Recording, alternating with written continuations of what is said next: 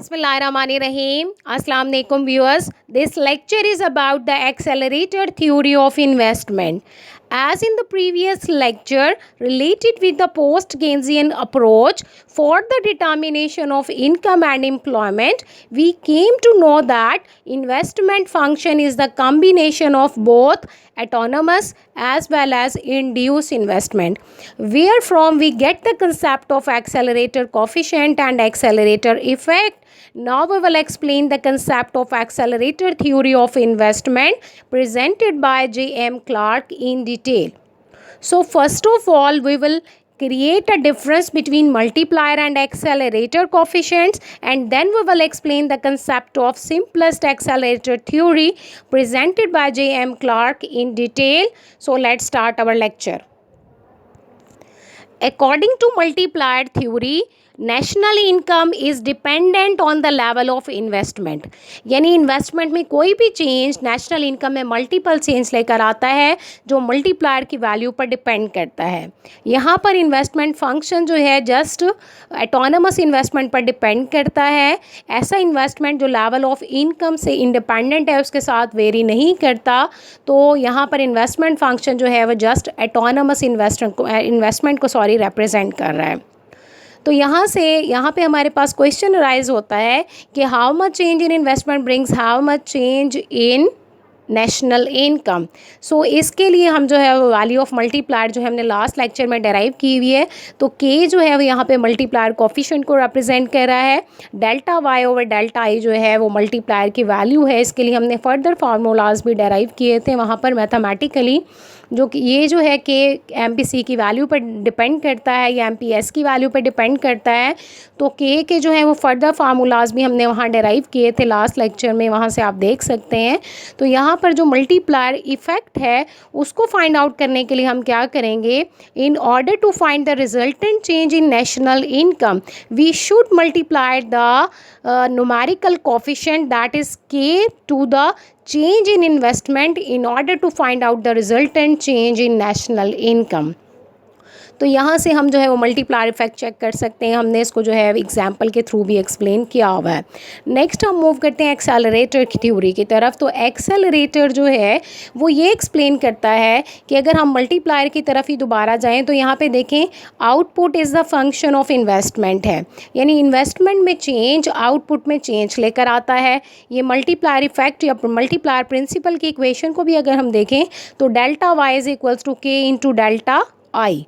तो इन्वेस्टमेंट में change output में जब चेंज लेकर आता है तो इसकी वजह से कंजम्पशन भी चेंज हो जाता है. जब कंजम्पशन चेंज होती है तो कंजम्पशन या कंज्यूमर गुड्स को प्रोड्यूस करने के लिए रिक्वायर्ड कैपिटल की डिमांड चेंज हो जाती है. और क्योंकि किसी भी स्पेसिफिक आउटपुट को प्रोड्यूस करने के लिए एक स्पेसिफिक मशीनरी या स्पेसिफाइड रेट से कैपिटल जो है उसका रेशो अटैच होता है इसके साथ.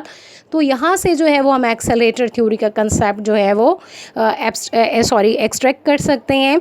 तो यहाँ पर जो फंक्शन है एक्सेलरेटर का वो बन जाता है investment is dependent on level of national income, यानी कि यहाँ पर नेशनल इनकम में चेंज इन्वेस्टमेंट में चेंज लेकर आता है.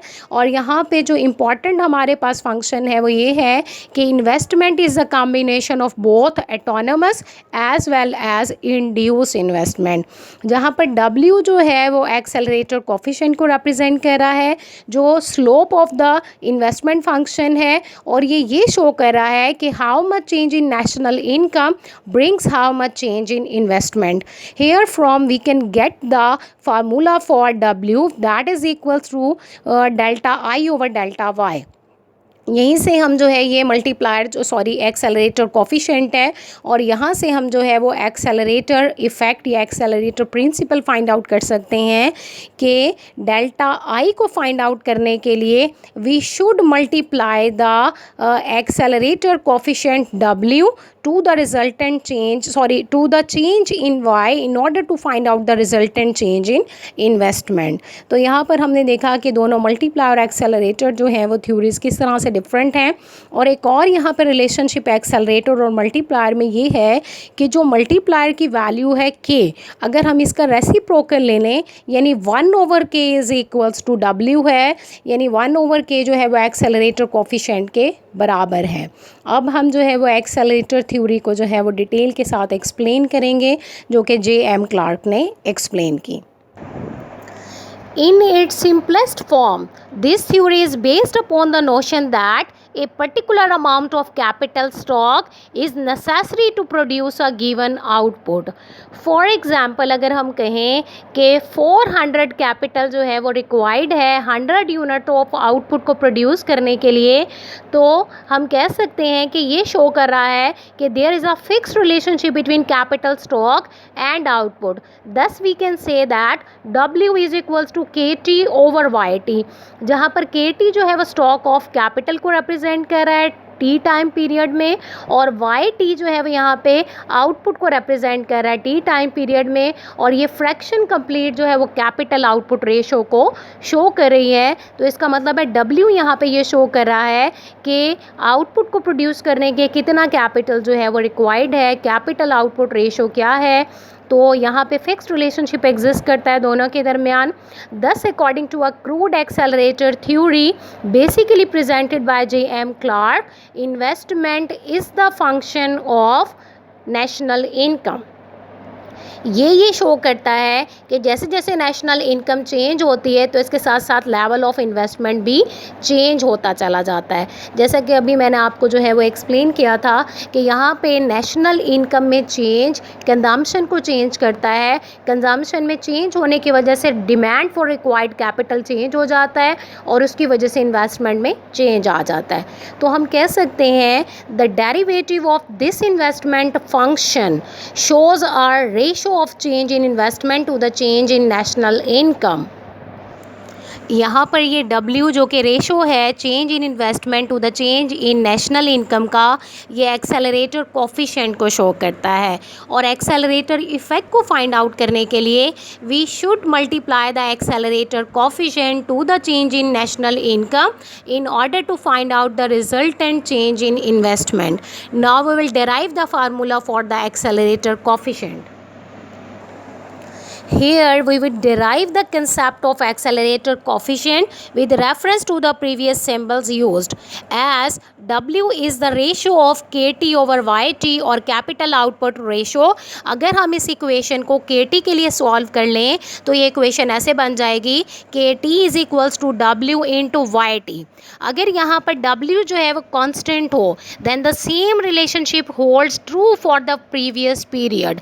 यानी हम इसी सेकेंड इक्वेशन को प्रीवियस टाइम पीरियड के लिए ऐसे लिख सकते हैं कि इसके सबस्क्रिप्ट में T-1 कर दें तो ये प्रीवियस टाइम पीरियड के लिए रिलेशनशिप बन जाएगा, और हमारे पास इक्वेशन 3 आ जाएगी ऐसे कि T-1 is equals to W y T-1। Now subtracting 3 from 2 then we get the equation as KT-1 is equals to W y T-1। अब हम क्या करेंगे, जो आपके राइट हैंड साइड इक्वेशन है उसमें से W को कॉमन ले लेंगे तो ये इक्वेशन हमारे पास आ जाएगी KT-1 is equals to W into YT-1। यहाँ पर change in the stock of capital और addition to the existing stock of capital is representation of investment. So we can write in place of KT-1 as delta I, यानी ये टर्म जो है वो change in investment को represent कर रही है। तो यहाँ पर चेंज इन इन्वेस्टमेंट आ जाएगा और right hand side of the equation ऐसे बन जाएगी W into YT-1 change in output को रिप्रेजेंट कर रहा है, तो यहाँ पर हम चेंज इन Y लिख सकते हैं। अब एक्सेलरेटर कोफिशिएंट की वैल्यू डिराइव करने के लिए चेंज इन Y को both side of the equation अगर डिवाइड कर दें तो हमारे पास एक्सेलरेटर कोफिशिएंट की वैल्यू डिराइव हो जाएगी, जो कि रेशो है चेंज इन इन्वेस्टमेंट का to the change in national income as we have discussed in the previous slide.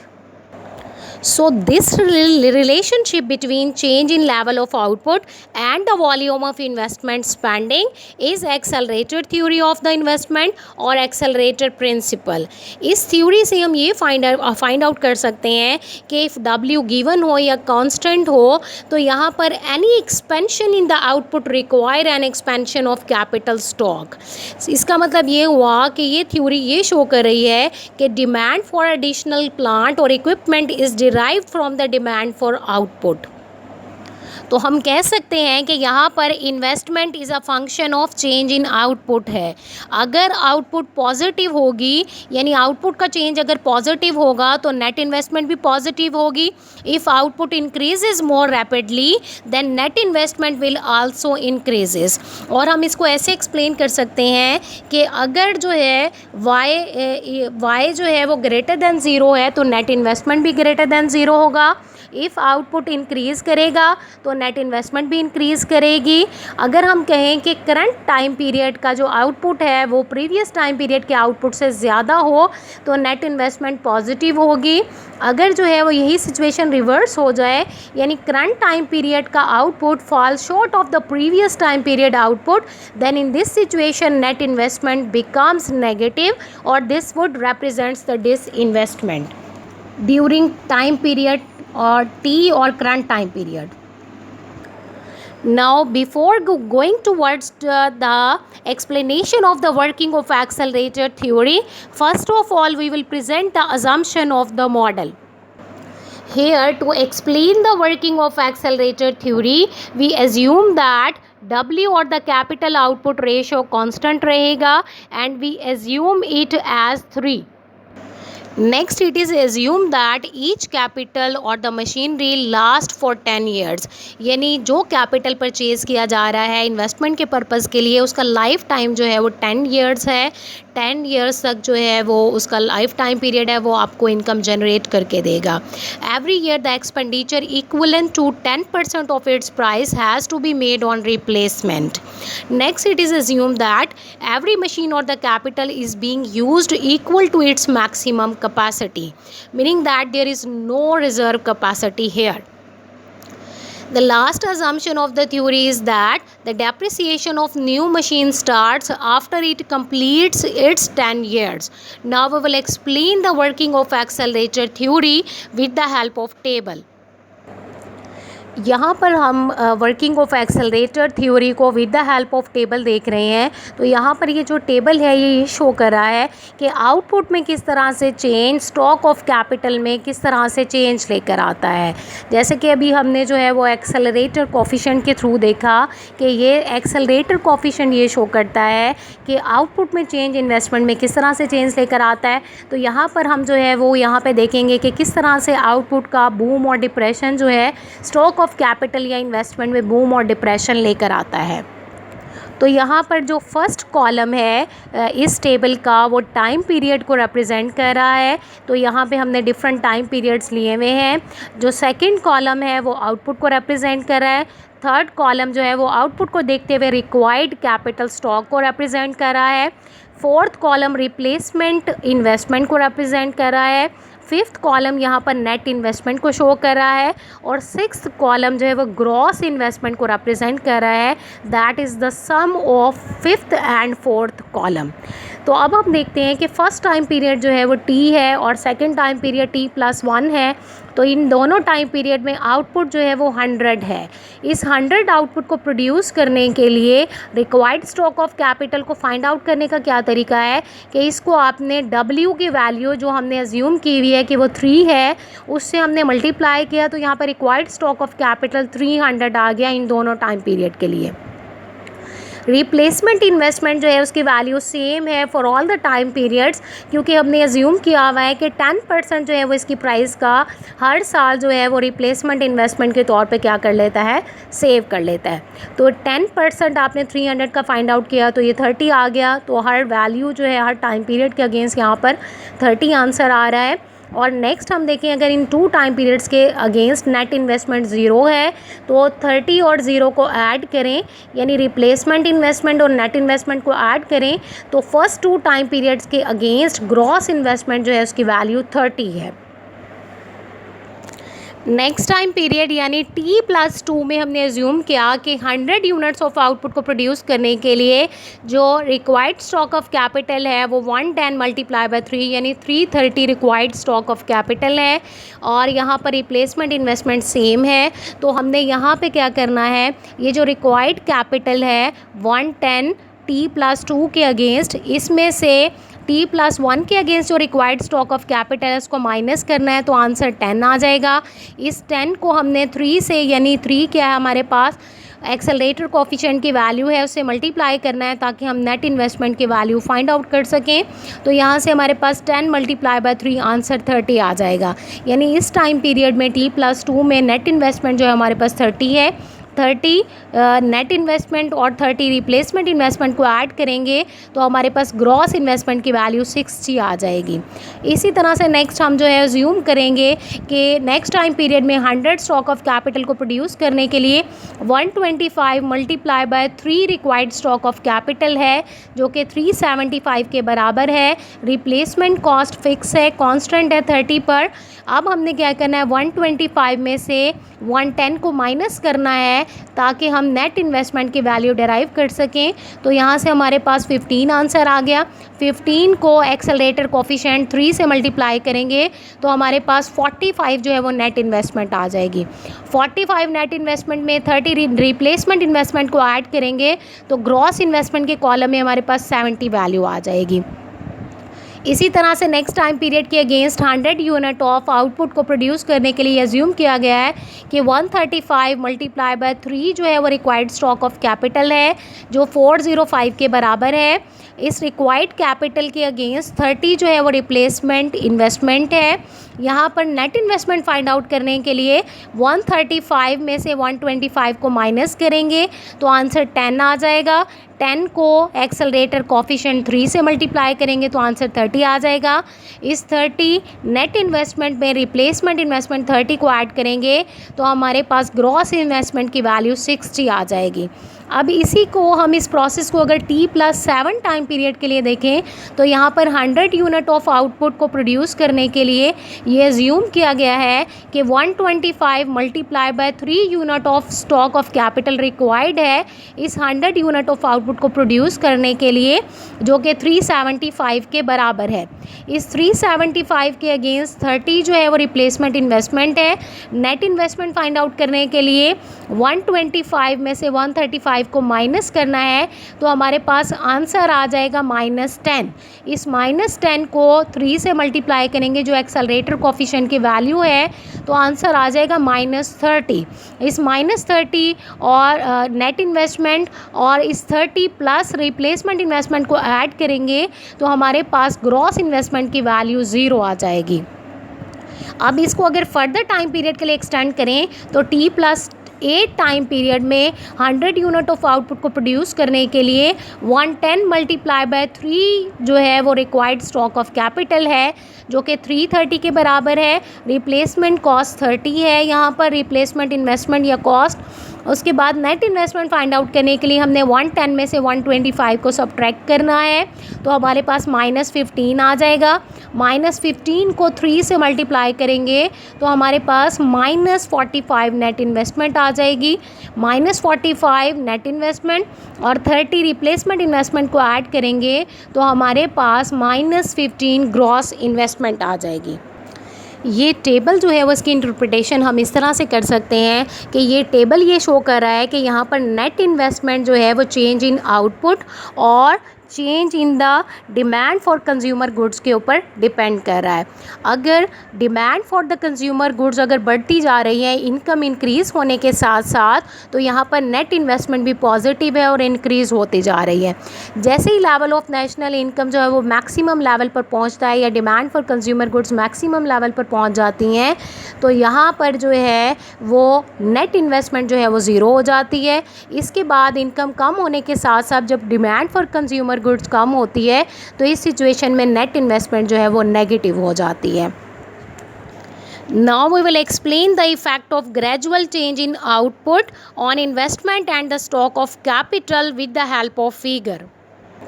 इस डायग्राम में हमारे पास 3 पैनल्स हैं। इसका जो फर्स्ट पैनल है वो आउटपुट और टाइम पीरियड के दरमियान रिलेशनशिप को इस्टेब्लिश करता है। सेकंड पैनल और मिडल पैनल जो है वो टाइम पीरियड और स्टॉक ऑफ कैपिटल के दरमियान रिलेशनशिप को शो कर रहा है। थर्ड और लास्ट पैनल जो है वो टाइम पीरियड और नेट इन्वेस्टमेंट के दरमियान रिलेशनशिप को शो कर रहा है। जैसे कि एक्सेलरेटेड थ्योरी एक्सप्लेन करती है कि आउटपुट का जो है वो स्टॉक ऑफ कैपिटल और नेट इन्वेस्टमेंट के साथ रिलेशनशिप है। तो इसको देखने के लिए अगर हम इसका अपर 2 पैनल्स देखें तो यहाँ पे हम देख सकते हैं कि जैसे आउटपुट जो है वो फर्स्ट में कांस्टेंट है और फिर इंक्रीज़ होती है, इंक्रीज़ होने के बाद एक मैक्सिमम लेवल पर पहुँच जाती है। तो इसी तरह से स्टॉक ऑफ कैपिटल जो है रिक्वायर्ड स्टॉक ऑफ कैपिटल भी सेम पैटर्न को फॉलो करता है, कांस्टेंट है, इंक्रीज़ होता है और फिर मैक्सिमम लेवल पर पहुंच जाता है। जब मैक्सिमम लेवल पर पहुंच जाता है, अभी इस शेप को देखते हुए अब हम देखते हैं कि नेट इन्वेस्टमेंट के साथ क्या रिलेशनशिप है, उसकी क्या टेंडेंसी है उस कर्व की। तो हम देख रहे हैं कि जब शुरू में ये कर्व स्टार्ट होता है आउटपुट का तो ये कांस्टेंट है, तो इसके साथ जब ये इंक्रीज़ होना शुरू होता है तो नेट इन्वेस्टमेंट भी इंक्रीज़ होना शुरू हो जाती है। और जब जो है वो ये मैक्सिमम पर पहुंचता है तो इस सिचुएशन में नेट इन्वेस्टमेंट का कर्व जो है वो हॉरिजॉन्टल एक्सिस को कट करता है, यानी यहाँ पर नेट इन्वेस्टमेंट ज़ीरो हो जाती है। और जब आउटपुट और स्टॉक ऑफ कैपिटल फॉल करेंगे तो इसके साथ साथ नेट इन्वेस्टमेंट जो है वो नेगेटिव हो जाएगी। Now we will explain the some limitation of the crude accelerator theory of investment. जो फर्स्ट लिमिटेशन जो है वो एक्सेलरेटर थ्योरी पे रेज हुआ, it's about the existing capacity in the machine. जैसे कि एक्सेलरेटर थ्योरी ने एज्यूम किया कि मशीन या कैपिटल गुड्स जो हैं वो फुली एम्प्लॉयड हैं, फुली यूटिलाइज्ड हैं, हैविंग नो एक्सेस कैपेसिटी। लेकिन रियल लाइफ में ऐसा नहीं होता, क्योंकि जो मशीन है do have some excess capacity. इस तरह की सिचुएशन में जब कभी भी demand for consumer goods increase होती है तो rather purchasing new capital goods, the firm will produce the increased output with the help of existing machines. ये भी पॉसिबल है कि एक फर्म जो है वो अपने प्लांट को फुली यूटिलाइज कर रही है, but it may not be possible for the whole economy, particularly if the economy is experiencing revival where there are unused resources. Next जो है इस थ्योरी के ऊपर लिमिटेशन वो पॉसिबिलिटी ऑफ फुल एम्प्लॉयमेंट से रिलेटेड है कि एक्सेलरेटेड थ्योरी जो है ऑपरेटेबल है उस वक़्त जब इकोनॉमी के अंदर अनयूज्ड रिसोर्सेज मौजूद हों, यानी फॉर एग्जांपल रॉ मटेरियल मौजूद है ताकि कैपिटल गुड्स को प्रोड्यूस किया जा सके। इस तरह की सिचुएशन में जब डिमांड फॉर कंज्यूमर गुड्स या आउटपुट बढ़ती है तो कैपिटल गुड्स जो है उसकी डिमांड को इंक्रीज़ किया जा सकता है। लेकिन अगर इकोनॉमी में जो है कैपिटल और लेबर फुली एम्प्लॉयड हों और इकोनॉमी के अंदर अनयूज्ड रिसोर्सेज मौजूद ना हो तो फिर यहाँ पर जो है प्रोडक्शन ऑफ कंज्यूमर गुड्स या कैपिटल गुड्स जो है उसको इन्हांस नहीं किया जा सकता सेम टाइम पीरियड में। इनको प्रोड्यूस करने के लिए हमें किसी और सोर्सेज जो रिसोर्सेज को विदड्रॉ करना पड़ेगा ताकि हम जो है वो इस जो रिक्वायर्ड डिमांड जो है उसको पूरा कर सकें। अगर हम इस तरह की जो है वो एक्टिविटी करेंगे, यानी किसी और यूज़ से रिसोर्सेज को निकाल के उसे डिमांड करेंगे, तो इससे क्या होगा, रिसोर्सेज की प्राइसेस बढ़ जाएंगी जिसकी वजह से कैपिटल गुड्स जो है वो एक्सपेंसिव हो जाएंगी। नेक्स्ट जो है वो थ्योरी का लिमिटेशन जो है वो रेज किया गया on the basis of capital output ratio that is assumed in accelerated theory is fixed और कांस्टेंट। जैसे कि ये थ्योरी एज्यूम करती है कि एक स्पेसिफिक अमाउंट ऑफ कैपिटल जो है वो रिक्वायर्ड है तो एक सर्टेन अमाउंट ऑफ आउटपुट को प्रोड्यूस करने के लिए, but it is not so because when ever the national income increases the demand for various capital goods increases. The different industries have different capital output ratio. Moreover, if there is a temporary increase in the demand for consumer goods, such can be met through utilizing the existing capacity or through overtiming. In such situation, the demand for new capital good will not arise and accelerator effect will be obstructed. Next objection जो है इस पर हुआ prospective output के ऊपर कि जैसे accelerator theory में ये बताया गया कि demand for capital goods is a function of demand for consumer goods, but practically firms demand for capital to meet the prospective और future output. Moreover, there does not exist any relationship between current output and future output. Next objection raised on the accelerator theory is about time lags, कि firm जो है वो यहाँ पर future adjustment करती हैं capital goods से related, उसमें वो फेल हो जाती हैं। क्यों फेल होती हैं? क्योंकि इसके दरमियान एक टाइम लैग आ जाता है and they have to face a certain periods and lags to purchase and then install the machinery and plant. इसी तरह से जो रिप्लेसमेंट इन्वेस्टमेंट है is also furnished with time lags. The crude accelerator theory fails to entertain such lags. Next objection जो है वो supply of capital goods से related जो है वो रेज़ किया गया कि एक्सेलरेटर थ्योरी ने जो है उन फैक्टर्स को इग्नोर कर दिया जो सप्लाई ऑफ गुड्स को जो अफेक्ट कर सकते हैं, जैसा कि कॉस्ट जो है वो प्रोडक्शन ऑफ कैपिटल गुड्स को अफेक्ट कर सकता है, उसका बिग डिटर्मिनेंट है सप्लाई ऑफ कैपिटल गुड्स का। इसके अलावा non availability of funds to the firm जो है ये भी एक ऑब्स्टैकल हो सकता है in the way of purchasing the new capital goods, that is ignored in the crude accelerator theory। Next और लास्ट ऑब्जेक्शन जो है वो इस पर रेज हुआ related with the assessment of replacement cost and the life time of the machinery और the capital. जैसे कि एक्सेलरेटर थ्योरी में ये अज्यूम किया गया कि that A machinery last for such and such period, कि हमने कहा कि मशीनरी 10 सालों के साथ कि इसका लाइफ टाइम पीरियड है 20 साल है, लेकिन प्रैक्टिकली जो है वो it is difficult to predict the life span of the machinery. इसी तरह से the proportion of replacement can not be easily assessed. तो इस लेक्चर में हमने यहाँ पर डिटेल के साथ एक्सेलरेटर थ्योरी पढ़ी जो कि जे.एम. क्लार्क ने प्रेजेंट की, और नेक्स्ट लेक्चर में जो है वो हम फ्लेक्सिबल एक्सेलरेटर थ्योरी को प्रेजेंट करेंगे, that is the coax transformation. Thanks for watching.